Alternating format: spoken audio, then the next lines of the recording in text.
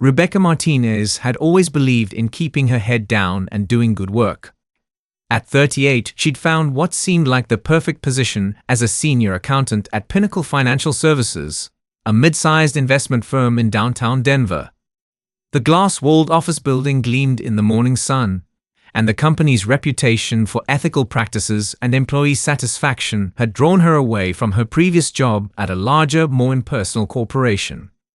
For the first 6 months, everything lived up to her expectations. The work was challenging but manageable, her colleagues were friendly, and the benefits package was generous. Rebecca's cubicle sat in the middle of the accounting department, surrounded by a team of 8 other professionals who seemed to genuinely enjoy working together. They shared coffee runs, collaborated on complex projects, and even organized occasional happy hours after particularly stressful weeks. The company's CEO, James Morrison, was a charismatic man in his early 50s who'd built Pinnacle from a small startup into a thriving firm managing over $200 million in client assets. He had a corner office on the top floor, but made a point of walking through the departments regularly, greeting employees by name and asking about their families. His leadership style seemed refreshingly hands-on and personal. Everything changed when Morrison hired his new chief financial officer, Bradley Hutchinson. At 42, Hutchinson came with impressive credentials from a prestigious New York firm and an MBA from Wharton. He was tall, impeccably dressed, and carried himself with the confidence of someone who'd never been told no. Morrison introduced him to the company during an all-hands meeting, praising his innovative approach to financial optimization and his track record of streamlining operations for maximum efficiency. Rebecca's first direct interaction with Hutchinson came during her second week under his management. She'd been working on the quarterly client reports, a task she'd handled smoothly for months, when he stopped by her cubicle with a stack of papers and a smile that didn't reach his eyes. "Rebecca, right?" he said, though they'd been introduced twice. "I've been reviewing your work, and I think we need to have a conversation about efficiency standards." The papers he set down were her completed reports from the previous quarter, covered in red ink and sticky notes. Rebecca felt her stomach drop as she scanned the corrections, most of which seemed to be stylistic preferences rather than actual errors. "I don't understand," she said carefully. These reports were approved by the previous CFO and the clients were satisfied with. The previous CFO, Hutchinson interrupted, his tone pleasant but firm, had different standards. "I believe in excellence, and excellence requires attention to detail that, frankly, I'm not seeing in your current output."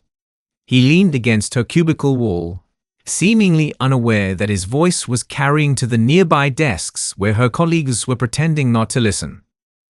"I'm going to need you to redo these reports using the new formatting guidelines I'm implementing. You'll find them in your email. I expect the revised versions by end of day Friday." Rebecca glanced at her computer screen, where she could see 17 new emails from Hutchinson, all time-stamped from the past hour. The subject lines ranged from updated procedures to mandatory formatting changes to new efficiency metrics. "That's quite a lot to absorb by Friday," she said diplomatically. "Would it be possible to?" "Rebecca," Hutchinson's smile became more strained. "I understand change can be challenging, but this is the new reality at Pinnacle. We're moving beyond the good enough mentality that might have worked in the past. I'm sure once you adjust your approach, you'll find these standards quite manageable." As he walked away, Rebecca opened the first email and felt a chill run down her spine. The new procedures weren't just different. They were unnecessarily complex, required multiple redundant steps, and would easily triple the time needed to complete routine tasks. But what bothered her most was the tone. Condescending, micromanaging, and designed to make the employees feel incompetent. She looked around at her colleagues, who were all staring at their own computer screens with the same expression of bewildered concern. The perfect workplace was about to become something very different. The new procedures rolled out like a slow-moving disaster. Within 2 weeks of Hutchinson's arrival, The entire accounting department was struggling to keep up with his demands. What used to be a collaborative, efficient team had become a group of stressed individuals working late into the evening to meet impossible deadlines. Rebecca discovered the true extent of Hutchinson's micromanagement when she submitted her first set of revised reports. Despite working until 9 p.m. for 3 consecutive nights, following every detail of his convoluted new guidelines, she found the documents returned to her desk the next morning covered in even more red ink than before. "Rebecca, we need to talk," Hutchinson announced, appearing at her cubicle with his arms crossed. This time, his voice was loud enough to ensure the entire department could hear. "Conference room now." The conference room was glass-walled, providing no privacy from the curious stares of her colleagues. Hutchinson sat across from her with her report spread between them like evidence in a trial. "I'm disappointed," he began, shaking his head theatrically. "These reports still don't meet our standards. The formatting is inconsistent, the data presentation lacks sophistication, and frankly, the overall quality suggests a fundamental misunderstanding of professional expectations." Rebecca felt heat rising in her cheeks. She'd been an accountant for 15 years, had never received a negative review, and had consistently exceeded performance metrics at every job she'd held. "Could you be more specific about what needs to be changed?" she asked, keeping her voice level. Hutchinson picked up one of the reports and began pointing to various sections. "This graph should be aligned differently. This font is wrong. This decimal alignment doesn't match the company standard I established. The summary section needs to be restructured entirely." As he spoke, Rebecca realized that none of his criticisms were about the accuracy of her work or the substance of her analysis. Everything was cosmetic, stylistic, or based on standards that seemed to change daily. She'd seen his latest email that morning introducing yet another set of formatting requirements that contradicted the ones from the previous week. "Mr. Hutchinson," she said carefully, "I want to make sure I understand. Are there any concerns about the accuracy of the financial data or the quality of the analysis itself?" His expression hardened. "Rebecca, the fact that you're asking that question tells me you're missing the bigger picture.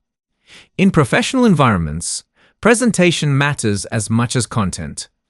Our clients expect a certain level of sophistication that a work simply isn't demonstrating." She felt a familiar knot forming in her stomach. The same feeling she'd had in previous jobs when dealing with unreasonable managers. But this felt different, more personal somehow. "I'd be happy to revise these again, but could we establish clear, consistent guidelines so I can?" "The guidelines are clear," Hutchinson interrupted. "I've sent multiple emails outlining our expectations. If you're having trouble keeping up with professional standards, perhaps we need to discuss whether this position is the right fit for your skill set." The threat hung in the air between them. Rebecca felt her heart racing, but forced herself to remain calm. "I understand. I'll revise these reports again." "Good. I'll need them by tomorrow morning." He stood to leave, then paused at the door. "Oh, and Rebecca, I'd suggest you spend some time this weekend familiarizing yourself with the additional procedures I'm rolling out next week. We're implementing a new client tracking system that will require significant changes to your current workflow." After he left, Rebecca sat alone in the conference room, staring at the reports that represented hours of careful work now deemed inadequate. Through the glass wall, she could see her colleagues at their desks, all of them looking as stressed and overwhelmed as she felt. That evening, she worked until 11 p.m., revising every graph, adjusting every font, and restructuring every section according to Hutchinson's ever-changing demands. But as she finally packed up her things, she couldn't shake the feeling that no amount of revision would ever be enough for a man who seemed determined to find fault with everything she did. 3 weeks into the Hutchinson regime, the accounting department had transformed into a pressure cooker. Rebecca arrived each morning to find new emails with additional requirements, policy changes, and clarifications that seemed designed to make their jobs more difficult rather than more efficient. The breaking point came during the monthly team meeting. Hutchinson had called everyone into the large conference room, ostensibly to discuss the new quarterly procedures. But what unfolded was more like a public humiliation session. "I've been reviewing everyone's performance metrics," Hutchinson announced, standing at the head of the table with a thick folder of documents. "And frankly, I'm seeing patterns that concern me." He began calling out individual team members, critiquing their work in front of their colleagues. Rebecca watched as David Chen, a meticulous analyst who'd been with the company for 7 years, was berated for insufficient attention to detail because his report headers were aligned 1 millimeter off from Hutchinson's preferred specifications. "And Rebecca," Hutchinson's voice cut through her thoughts, "your recent submissions continue to fall short of professional standards. I'm beginning to wonder if the transition to our new systems is proving too challenging for your current skill set." Rebecca felt 20 pairs of eyes turn toward her. "Could you be more specific about which aspects need improvement?" she asked, her voice steady despite the humiliation burning in her chest. Hutchinson smiled, that cold, condescending expression she'd come to dread. "Well, let's see. Your formatting consistency is poor. Your data visualization choices are questionable. And your turnaround times have been consistently slower than what we need for client satisfaction." "My turnaround times have actually improved since," Rebecca began. "Are you arguing with my assessment?" Hutchinson's voice carried a sharp edge. "Because that kind of defensive attitude is exactly what's holding you back from meeting our standards." The room fell silent. Rebecca could feel the uncomfortable tension radiating from her colleagues, but nobody spoke up. Everyone was too afraid of becoming Hutchinson's next target. After the meeting, Rebecca's cubicle neighbor, Lisa Rodriguez, stopped by with a cup of coffee. "This is insane," Lisa whispered, glancing around to make sure Hutchinson wasn't nearby. "I've never seen anything like this in 20 years of corporate work. It's getting worse every day."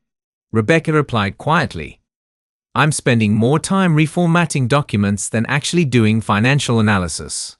And no matter what I do, it's never right." Lisa nodded grimly. "Same here. I've redone the Peterson account reconciliation 4 times this week. Each time he finds something new to complain about. Font sizes, margin widths, the color of the highlighted cells. It's like he's looking for excuses to criticize us." Their conversation was interrupted when Susan Kim from the adjacent cubicle approached, looking visibly shaken. "Did you guys see the email about the new performance improvement protocols?" Rebecca opened her laptop and found Hutchinson's latest message, sent just minutes after the meeting ended. The subject line read, "Mandatory Performance Enhancement Program," and the content made her blood run cold. The email announced that employees who failed to meet the new standards would be enrolled in a formal improvement program, requiring them to submit daily progress reports, attend weekly one-on-one meetings with Hutchinson, and complete additional training modules during their personal time. Failure to show improvement within 30 days would result in termination. "This is targeted harassment," Lisa said, reading over Rebecca's shoulder. "He's creating impossible standards and then punishing us when we can't meet them." But the most chilling part was the list of employees already selected for the program. Rebecca's name was at the top, followed by 5 others, all coincidentally the most experienced and highest-paid members of the team. That evening, Rebecca stayed late again, working on yet another revision of her quarterly reports. The office was quiet, except for the hum of fluorescent lights and the occasional sound of the security guard making his rounds. As she worked, she began to notice something odd about the requirements Hutchinson had been imposing. Pulling up several of his directive emails, she started cross-referencing the changes with the company's actual client requirements and industry standards. What she discovered made her stomach turn. Many of Hutchinson's professional standards weren't just unnecessary, they actually made the reports less clear and harder for clients to understand. It was becoming clear that this wasn't about improving quality or efficiency. This was about something else entirely, and Rebecca was beginning to suspect she knew exactly what that something was. The trap was sprung on a grey Thursday morning in March. Rebecca arrived at her desk to find a meeting request from Hutchinson marked URGNT. Performance review scheduled for 9 a.m. Her stomach dropped as she noticed that HR Director Patricia Williams would also be attending. The formal conference room felt cold and sterile as Rebecca sat across from Hutchinson and Williams. A thick folder sat between them, and Rebecca could see her name printed on multiple documents peeking out from the stack. "Rebecca," Williams began, her usually warm demeanor replaced by professional distance, "we need to discuss some serious concerns about your performance over the past several weeks." Hutchinson leaned forward, his expression a mask of disappointed concern. "I want you to know that this conversation pains me. I've tried to work with you, provided extensive feedback, and given you multiple opportunities to improve. Unfortunately, the results speak for themselves."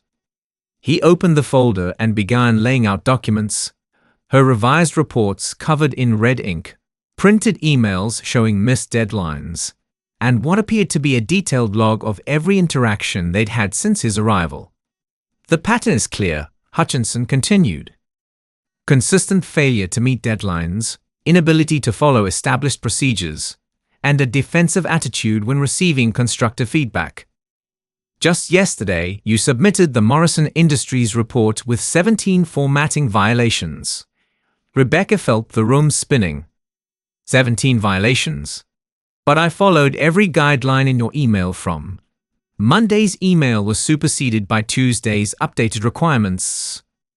Hutchinson interrupted smoothly, which were then clarified in Wednesday's follow-up message. "The expectation is that you stay current with all procedural updates." Williams consulted her notes. "Rebecca, I've reviewed the documentation, and I have to say I'm concerned. Your performance metrics have declined significantly since Mr. Hutchinson's arrival." "Because the metrics keep changing," Rebecca said, her composure finally cracking. "The requirements are impossible to track, let alone meet. I'm spending 16 hours a day trying to keep up with contradictory instructions that change daily." Hutchinson's expression hardened. "Rebecca, this defensive attitude is exactly what we've been discussing. In a professional environment, we adapt to evolving standards rather than making excuses." Williams held up a hand. "Let's focus on solutions. Rebecca, we're going to place you on a formal performance improvement plan, effective immediately. You'll have 30 days to demonstrate measurable improvement in all areas outlined in this document." She slid a thick packet across the table. Rebecca's hands shook as she flipped through the pages. The PIP was impossibly detailed, requiring her to complete twice her normal workload while attending daily meetings with Hutchinson and weekly training sessions with HR. "And if I can't meet these requirements?" Rebecca asked, though she already knew the answer. "Then we'll have to consider whether this position is the right fit for your skills," Williams replied diplomatically. As Rebecca walked back to her cubicle in a daze, she noticed something that chilled her to the bone. 3 other desks in the accounting department were empty. David Chen's family photos were gone from his workspace. Susan Kim's coffee mug was missing from her desk. Lisa Rodriguez was nowhere to be seen. She caught up with Janet Morrison, one of the few remaining original team members, by the copy machine. "Where's everyone?" Rebecca whispered. Janet looked around nervously before answering. "David was fired yesterday for failure to adapt to new procedures. Susan quit last week after she got put on a PIP similar to yours." "Lisa." Janet's voice dropped even lower. "Lisa had a breakdown in the bathroom Tuesday morning. She's been out on stress leave ever since." The full scope of what was happening hit Rebecca like a physical blow. This wasn't about performance or standards. Hutchinson was systematically pushing out the experienced, higher-paid employees and replacing them with cheaper, more compliant workers. That night, Rebecca sat in her home office surrounded by the PIP documents and Hutchinson's endless stream of contradictory emails. She had 2 choices: accept defeat and start looking for another job, or find a way to fight back. As she stared at her laptop screen, Something her father had told her years ago echoed in her mind. When someone tries to corner you, look for the thing they don't want you to see. It was time to start looking. Rebecca began her investigation the next morning, but not in the way Hutchinson might have expected. Instead of immediately diving into the financial records, she started with something simpler: printer logs. As senior accountant, Rebecca had administrative access to the department's shared printer network, a remnant from the previous CFO's trust-based management style that Hutchinson hadn't yet discovered. The logs revealed fascinating patterns. While Hutchinson was berating the team for inefficiency and poor performance, he was printing dozens of job postings from recruiting websites, salary surveys for entry-level positions, and organizational charts that showed the accounting department with half its current staff. But the real breakthrough came when Rebecca noticed something odd about the client reports Hutchinson had been rejecting. She pulled up the original versions she'd submitted and compared them to the corrected versions he'd eventually approved after multiple revisions. In several cases, her original format was actually closer to what the clients had specifically requested in their service agreements. "He's making us worse at our jobs on purpose," Rebecca murmured to herself, printing out the comparison documents. That evening, Rebecca met with her former colleague David Chen at a coffee shop downtown. David had been one of the most respected analysts in the department before his sudden termination, and he was eager to share what he discovered since leaving. "I've been talking to contacts at other firms," David said, stirring his latte nervously.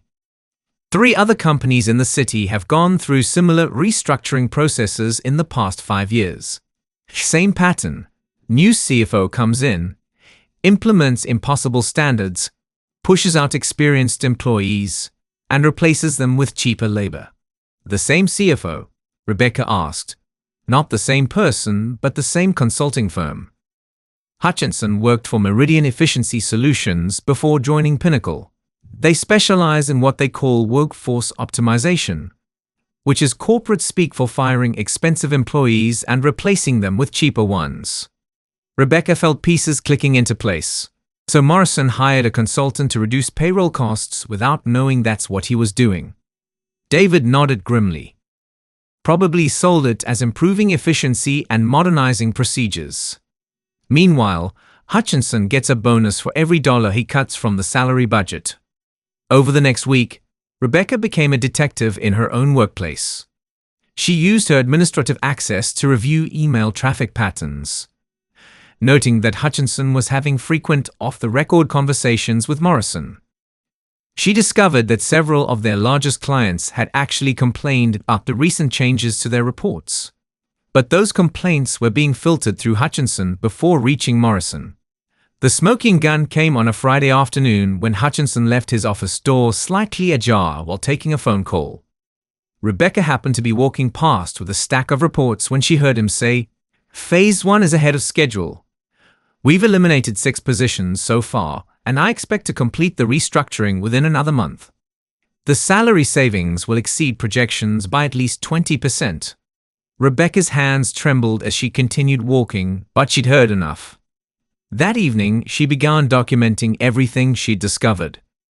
She created a detailed timeline of Hutchinson's arrival, the policy changes, the employee terminations, and the client complaints. She gathered examples of the contradictory requirements and impossible standards he'd been imposing. But she knew documentation wouldn't be enough. She needed allies, and more importantly, she needed leverage. The next Monday, Rebecca sent a carefully worded email to 3 people. Her former colleague Lisa Rodriguez, who was still on stress leave, Janet Morrison, who was barely hanging on in the department, and surprisingly, Hutchinson himself. To Hutchinson, she sent a request for a clarification meeting about her PIP requirements. To Lisa and Janet, she sent a more cryptic message. "Coffee tomorrow at 7 a.m. Corner Cafe. We need to talk about our options." It was time to stop playing defense and start fighting back. But Rebecca knew she'd only get one chance to expose what was really happening at Pinnacle Financial. She had to make it count. The corner cafe at 7 a.m. was nearly empty, just the way Rebecca had hoped. Lisa Rodriguez arrived first, looking exhausted but determined. Janet Morrison slipped in a few minutes later, glancing nervously over her shoulder as if Hutchinson might be following her. "I can't take much more of this," Lisa said without preamble, wrapping her hands around a coffee cup. "My doctor says my blood pressure is dangerously high. I've been having panic attacks every Sunday night thinking about going back to work Monday morning." Janet nodded sympathetically. "I've been updating my resume every night. But who's going to hire a 52-year-old accountant when there are fresh graduates willing to work for half my salary?" Rebecca spread out the documents she'd compiled over the past week. "What if I told you we don't have to just roll over and take this? What if there was a way to fight back?" She walked them through her investigation findings. The printer logs showing Hutchinson's secret hiring plans, the evidence that his improvements were actually making their work worse, and the client complaints that were being hidden from Morrison. "This is corporate fraud," Lisa said, studying the timeline Rebecca had created. "He's deliberately sabotaging our work to justify firing us." "The question is, what do we do about it?" Janet asked. "If we go to Morrison, it's our word against his CFO. And if we're wrong," Rebecca had been thinking about this exact problem. "We need more than accusations. We need proof that even Morrison can't ignore." Her plan was risky but elegant. Rather than confronting Hutchinson directly, they would use his own system against him. Rebecca proposed that they start following his procedures exactly as written, but documenting every contradiction and impossibility along the way. When he gives us contradictory instructions, we ask for clarification in writing. When his procedures don't match client requirements, we copy the clients on our questions. When his timelines are impossible, we document exactly how many hours each task actually requires. Lisa was skeptical. "Won't that just get us fired faster?" "Maybe," Rebecca admitted. "But it will also create a paper trail that shows we were trying to follow his instructions, not failing to meet reasonable standards." Over the next 2 weeks, the three women implemented Rebecca's strategy with military precision. They geared Hutchinson on every email to clients, asking for confirmation that the new procedures matched client expectations. They sent detailed time-tracking reports showing that his requirements were taking 3 times longer than the allocated deadlines. They requested written confirmation of every verbal instruction and policy change. The effect was immediate and dramatic. Hutchinson, who had been operating in a gray area of deliberately vague requirements, suddenly found himself forced to put his contradictory demands in writing. His frustration was obvious during their daily meetings, but he couldn't criticize them for asking for clarification. After all, he'd been demanding they follow procedures exactly. The breakthrough came when client Morrison Industries called Morrison directly to complain about their quarterly report. Rebecca had followed Hutchinson's formatting requirements precisely, despite knowing they contradicted the client's specific requests from their service agreement. "The graphs are completely unreadable," the client told Morrison during a speakerphone conversation that Rebecca could hear from her cubicle.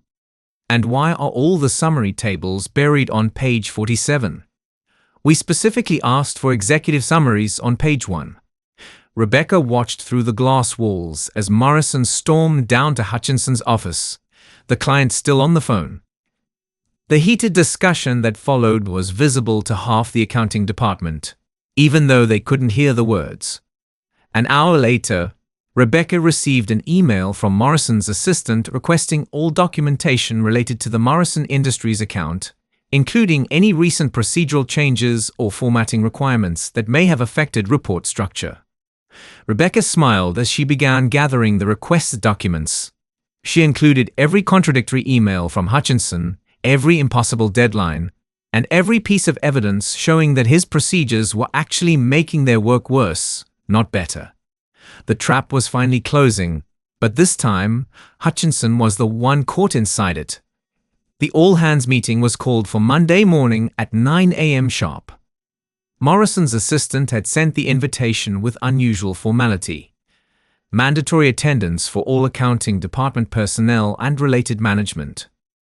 agenda, departmental restructuring, and procedural review. Rebecca arrived early to find the large conference room buzzing with nervous energy. The remaining accounting staff, now down to just 5 people from the original 9, clustered together at one end of the table. Hutchinson sat at the opposite end, his usual confident demeanor noticeably strained. His expensive suit was wrinkled, and dark circles under his eyes suggested he'd had a rough weekend. Morrison entered at exactly 9 a.m., carrying a thick folder that Rebecca recognized as containing the documentation she'd provided Friday afternoon. Behind him walked Patricia Williams from HR, and surprisingly, an older woman Rebecca didn't recognize wearing a navy business suit and carrying a leather briefcase. "Thank you all for being here," Morrison began, his voice carrying none of its usual warmth. "I want to introduce Margaret Foster from our legal department.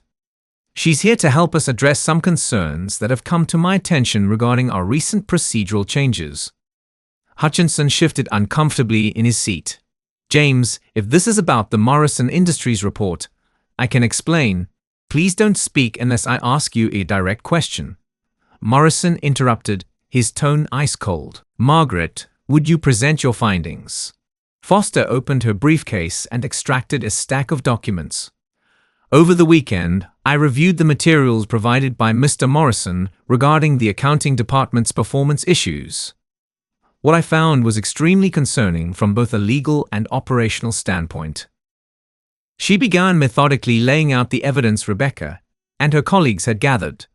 The contradictory emails were displayed on the conference room's large screen, showing Hutchinson's impossible and constantly changing requirements. The client complaints were read aloud, along with the evidence that these complaints had been filtered and minimized before reaching Morrison. "Most troubling," Foster continued, "is the pattern of what appears to be deliberate performance sabotage designed to justify terminating experienced, higher-paid employees." Hutchinson's face was turning red.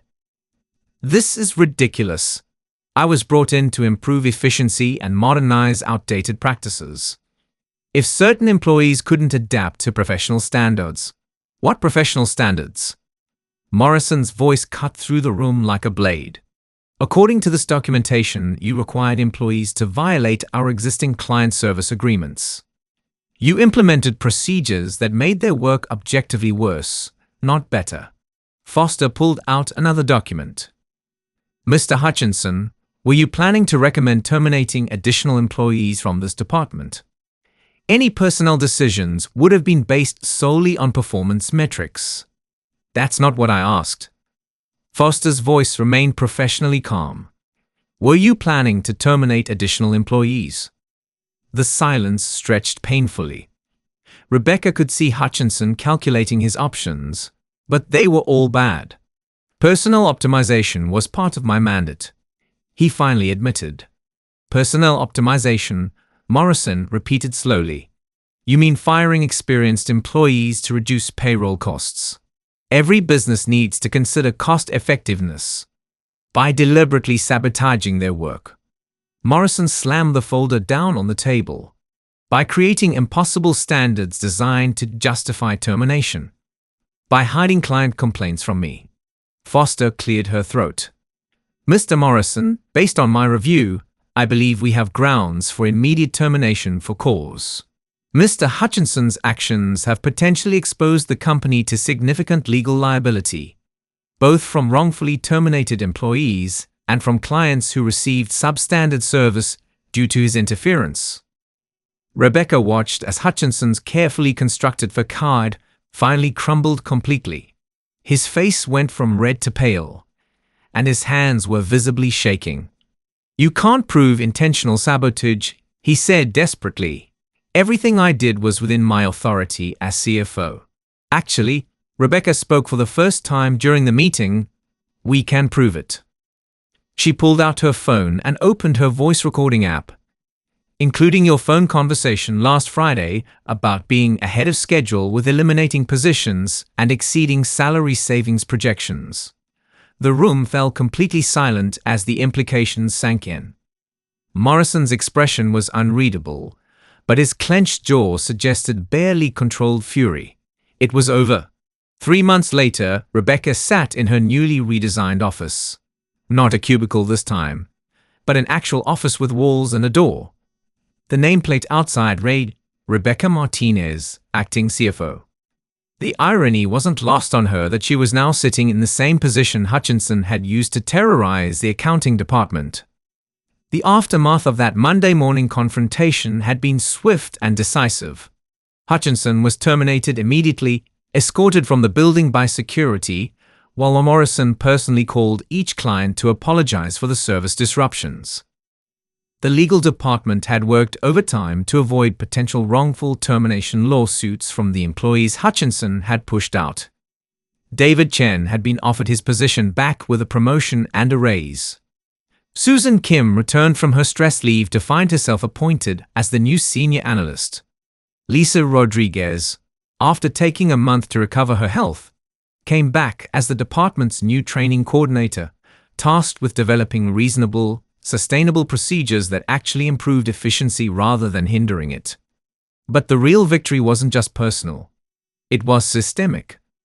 Morrison had commissioned a full review of the company's hiring and management practices, implemented new oversight procedures for senior executives, and established an anonymous reporting system for employees to raise concerns about management behavior. "I failed you," Morrison had told Rebecca during their first one-on-one meeting after Hutchinson's termination. "I brought in someone who nearly destroyed what we'd built here, and I didn't see what was happening until it was almost too late. That stops now." The transformation of the department was remarkable. Without Hutchinson's arbitrary requirements and impossible deadlines, productivity actually increased while stress levels plummeted. Client satisfaction scores returned to their previous high levels. The team began collaborating again instead of competing for survival. Rebecca's favorite change was the new Monday morning team meetings. Instead of public humiliation sessions, they became collaborative planning discussions where everyone's input was valued and problems were solved together rather than blamed on individual failure. The most satisfying moment came 6 weeks after Hutchinson's departure, when Rebecca received a phone call from Margaret Foster in the legal department. "I thought you'd want to know," Foster said. "We've been contacted by attorneys representing employees at 3 other companies. Apparently, our documentation of Hutchinson's methods has helped them build cases against similar efficiency consultants who use the same tactics elsewhere." Rebecca learned that Hutchinson's former consulting firm, Meridian Efficiency Solutions, was facing a class action lawsuit from dozens of employees who'd been terminated through similar schemes.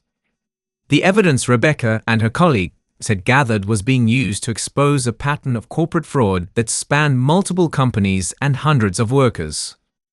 "Sometimes the quiet ones are the most dangerous opponents," Foster added with amusement. "Hutchinson never saw you coming." As Rebecca hung up the phone, she reflected on how much had changed since that first morning when Hutchinson had criticized her work with his condescending smile. She'd learned that fighting back didn't always mean making noise. Sometimes it meant being methodical, gathering evidence, and waiting for the right moment to strike. Her computer chimed with a new email from Morrison. "Board meeting next week to discuss your permanent appointment as CFO. Hope you're ready for the challenge." Rebecca smiled as she typed her response. After everything she'd been through, running a finance department ethically and effectively seemed like the easy part. The real lesson wasn't about corporate politics or workplace justice. It was about recognizing that the most powerful response to bullying and manipulation isn't always confrontation.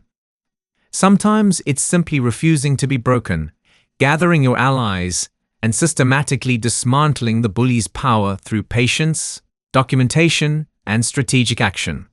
The quiet accountant who'd been underestimated and targeted had become the executive who would ensure no one else would face the same treatment. And that, Rebecca thought as she began reviewing the next day's agenda, was the best kind of justice there was. If you enjoyed this story, don't forget to hit the subscribe button and become a part of our Everyday Life Stories community. Where are you watching from? Drop a comment below. We love hearing from our amazing viewers around the world. Have you ever faced a similar situation at work where someone in power tried to push you around? Share your story with us. Sometimes the best revenge is simply refusing to stay silent. Until next time, remember, the quiet ones often have the loudest impact when they finally decide to speak up.